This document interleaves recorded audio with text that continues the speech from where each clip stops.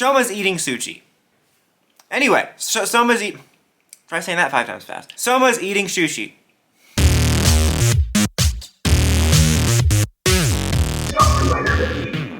YouTube, Awesome Rider here. Welcome to my review for Kamen Rider Gavv episode 11. This should be a pretty short and sweet video just because this was kind of like 99% just a fun, almost one-parter filler, but with a really great cliffhanger, and I really did enjoy myself. Obviously, like I just said, there is a cliffhanger here, so it's kind of a two-parter, which is about Honto's identity being outed, spoiler alert for what I'm going to talk about in a minute, and then the donut form.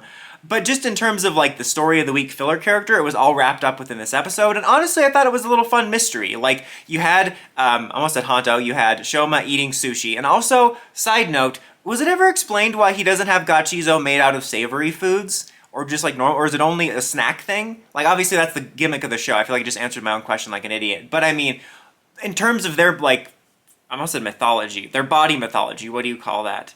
Biology, there we go. Why would that be different? Like eating sushi or a hamburger, why would that not make something? Maybe they did address it. Anyway, I'm going too long on about this. I said it was gonna be a short and sweet review and then I distracted myself.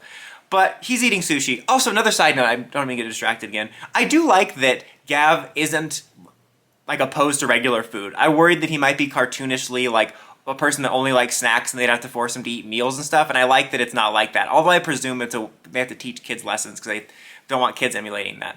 Again, answered my own question in a dumb way. Anyway, Shoma's eating, and he overhears these girls talk about basically this girl's being catfished. She's meeting someone and her friend thinks it's sketch, and for whatever reason, he's like, I have a delivery service, that'll help.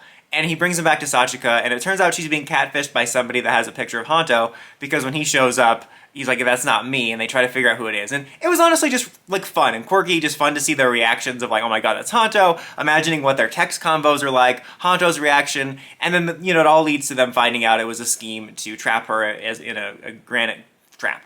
And another like little twist, another catfishing is like Shoma sees a kid talking to one of the Granite. He's like, oh my god, this kid's in danger. Turns out the kid's the Granite, and he's got a deep monster voice. It felt like the evil version of the "Hey lady" thing from Dino Thunder. All the dinos, man.